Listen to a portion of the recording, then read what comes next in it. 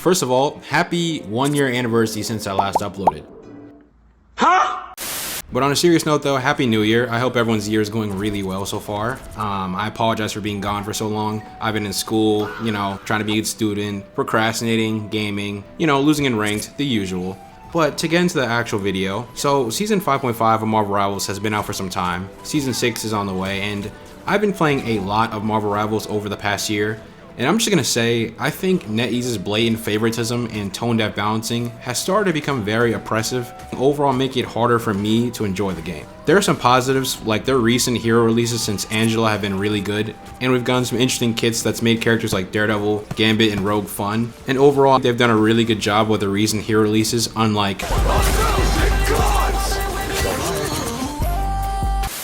But with that said, I think the game is heading in a direction where it feels like they put band-aid solutions instead of addressing the real issues and unbalance in the game. So I'll start with the strategist. And dear God, what is going on? The problem with supports right now is with the release of Daredevil plus the absurd damage of certain DPS in the game, instead of nerfing the proper DPS and Daredevil survivability in Season 5, they decided to buff supports that were already good beforehand. Yeah, you know who I'm going to be talking about. Invisarial is the new industry plan.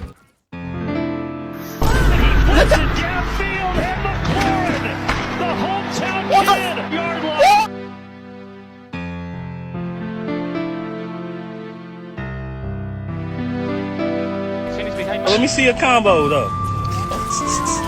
Ooh. I am a god. Us.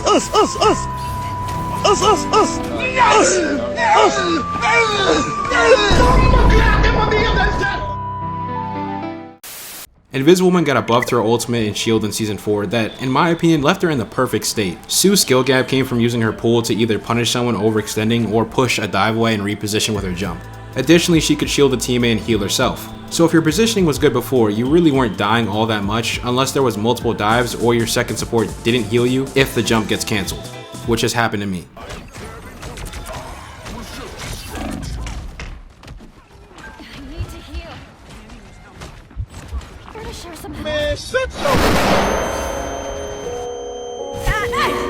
But instead, they decided to remove a huge chunk of her skill expression and teamwork from strategists and just made her unkillable with a self shield. They buffed her push range, projectile speed, and range, which eliminated her flaw of being a mid-range healer. So then here comes Gambit, who has the most broken support ultimate in the game right now. To match how strong Invis and Gambit are, we get bad changes like Cloak and Dagger being 275 HP, when she already has 2 escape options, consistent healing, and is really easy to play. She's not a Mantis who relies on her sleep, and she isn't Luna Snow relying on her clap and freeze to stay alive.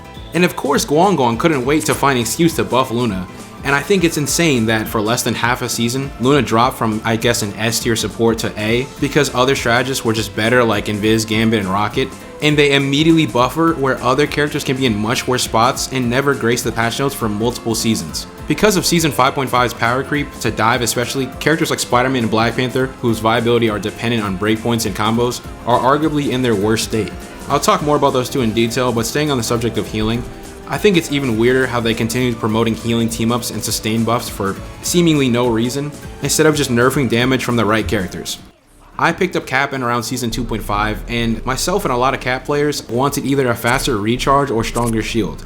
I personally would trade HP on Cap for a better shield and damage, but instead his ultimate now increases ally ult charge and promotes Stallfest Cap that everyone hates and is made worse with Gambit's broken ultimate that boosts ult charge. This isn't to say that Cap cannot work, because he can, but it's just significantly more effort with all the sustain in the game currently, and he still has not received any buffs to his damage when he lost his 5% damage buff.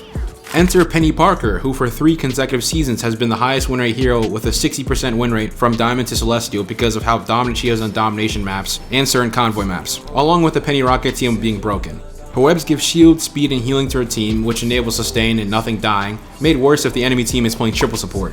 And after all that, she only gets an HP nerf, which is fine, but only part of her issue. Her win rate in Celestia would not be 60% plus in every season if it were as simple as the issue being shooting her nest, which obviously you should do.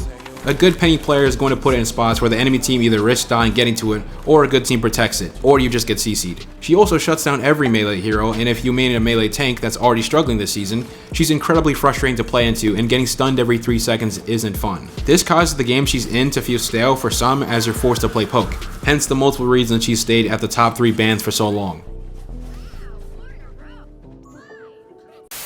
And then there's Psylocke. Instead of nerfing Psylocke's ult damage, they only increased her ult charge, and then made her even more disgusting with a healing team up for some reason that I don't think anyone asked for. Honestly, I think Psylocke players would rather have their ult shuriken damage than her current playstyle, which is pretty much just farm the ult, shoot the tank, ult on the supports at the end, which at least is going to guarantee you probably 1 kill. There's Widow Phoenix, Hawkeye Cloak. Just weird changes that aren't even broken necessarily, but they make me question why they're in the game in the first place, and why they're healing team up specifically. Rogue also has a healing team up, but at least it makes sense since she is a brawler and she's enabled mostly by good supports. But all the while this is happening, Gambit and Invis, the 2 best healers in the game, get a 200 ult charge nerf.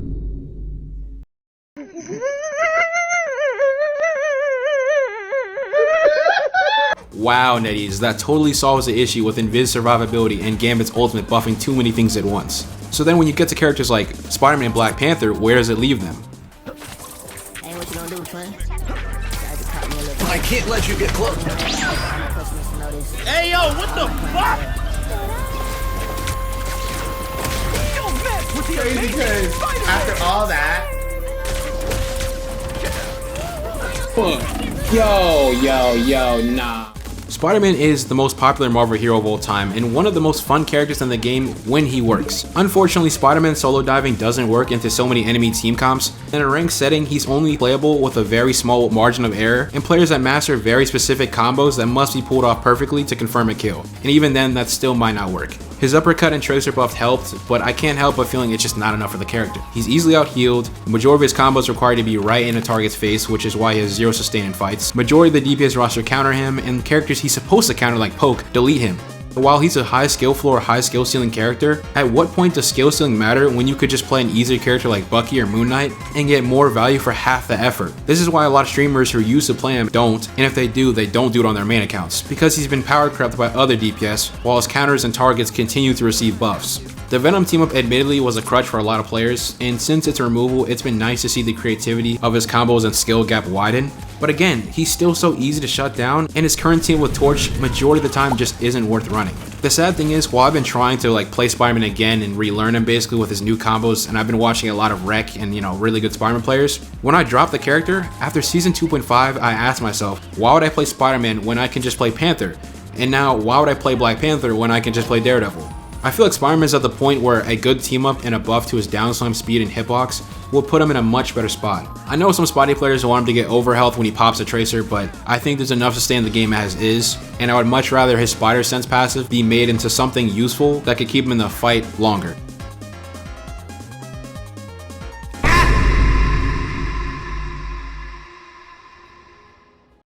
Then there's Black Panther. Oh god. As controversial as he is, at this point he needs a full rework like Cardcat's suggestion. You can go watch his video, I think it's really good and it breaks down Black Panther's flaws and a lot of his complaints, and he reworks him in a way that I think would be much healthier for the game. But the worst part is, when the BP hate was strong, I'd say around 2.5 to season 4, all the nerfs they hit him with didn't change anything. Oh, his dash is 10 seconds, he's louder, he has less shield, oh, he has less HP now, and he has a trail. Okay, so now Panther must make even less mistakes or not get interrupted mid-dash because their team is going to be in a 5v6 for 10 seconds otherwise. And you guys know this, 10 seconds is a long time, especially in ranked. Panther's downtime was already bad before, and the dash change just made him more annoying to play. Regardless though, up until season 5, he did the exact same combos on the exact same targets, and the complaints people had about him stayed the same. So, and what kills me is they justified his dash cooldown nerf because they finally fixed his no-regs after multiple seasons, which they never directly mentioned in the patch notes, by the way. There are some valid criticisms of his character, like being unfun to play against, especially for peeling tanks. But it gets lost by the disingenuous complaints or clips of people smurfing the character to justify him being broken, which in my opinion he never was. Coupled by the fact of not all but too many boosted support players that don't want to improve things like positioning, saving cooldowns, or have horrible reaction timing that complain about Black Panther. Even before Gambit, there was Invis Rocket, triple support, any comp with Ultron. And that's not to say that there's some things about Black Panther's kit that aren't toxic, like the infamous unreactable.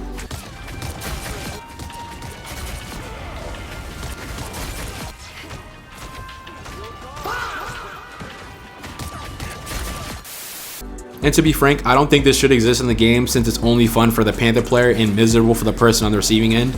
But at the least it requires this entire kit to secure the kill, and it does exactly 250 damage, so if there was any healing, it's not going to work regardless. But currently, how do you not rework or buff him while his main targets get unneeded HP buffs that negates his main combo like Cloak and Dagger and Loki, while simultaneously buffing his counters? And another thing, why mention him in the dev vision just to Blue Ball Panther players? And Black Panther are no longer as dominant after several rounds of adjustments. Maybe they're cooking a rework for Season 6, but as of right now, Panther just isn't worth playing. Oh, hell no!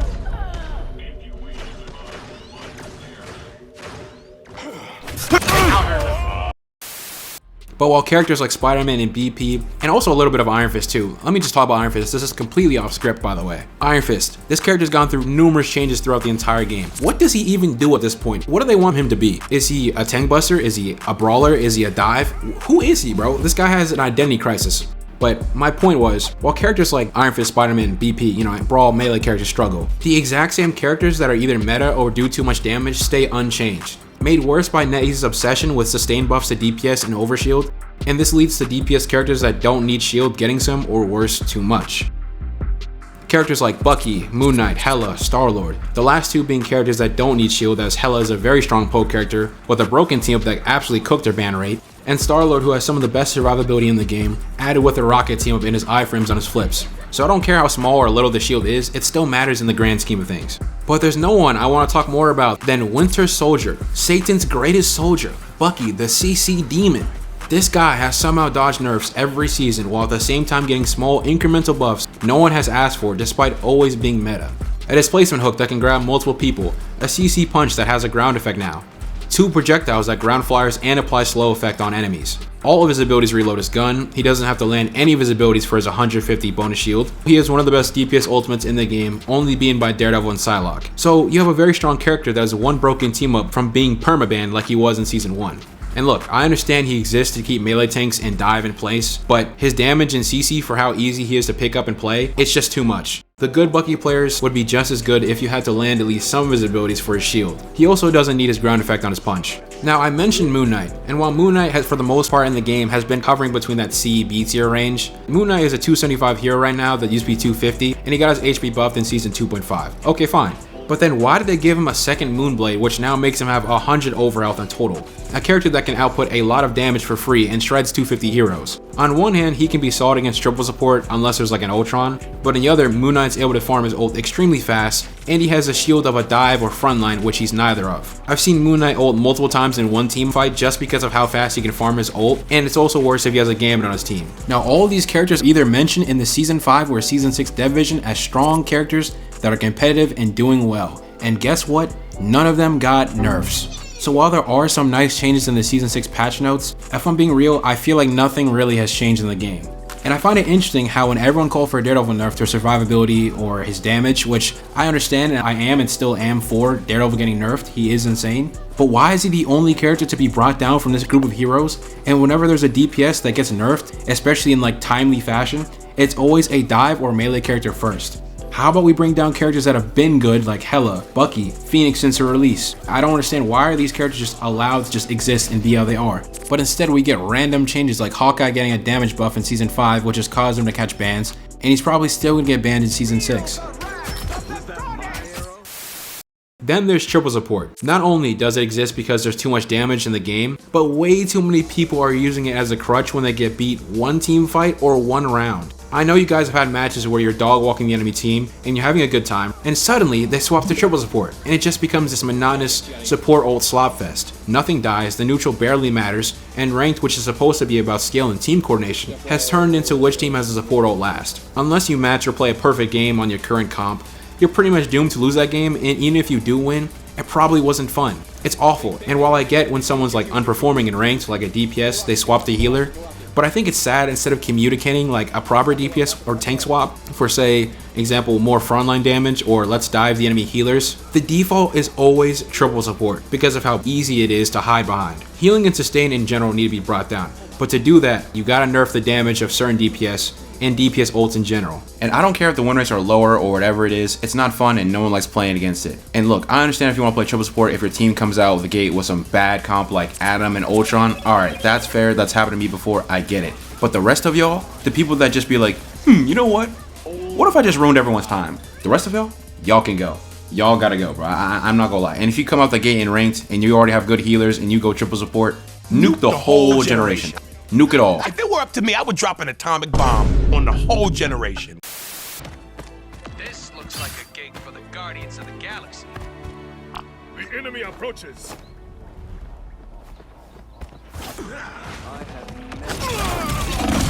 But not to be too negative, there are some positives. Hulk got a buff, thank God, because Hulk, who has felt like a character who's become outdated as the game has gone on, it's nice to see he got some CC immunity in his ult, and the clap change is also nice. And there's so much damage and CC flying around, it's no wonder melee tanks like Hulk struggle though, because the moment you go in, you get...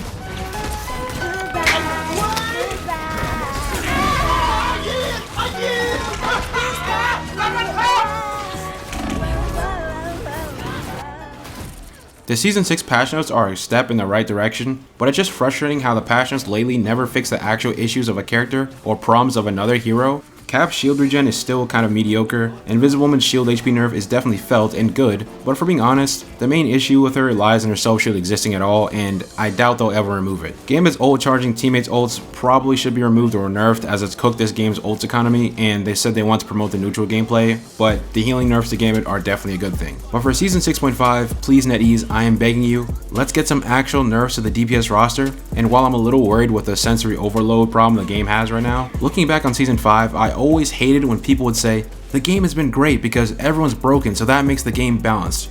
I just have to wonder, are we playing the same game? Thanks for watching, y'all have a great day.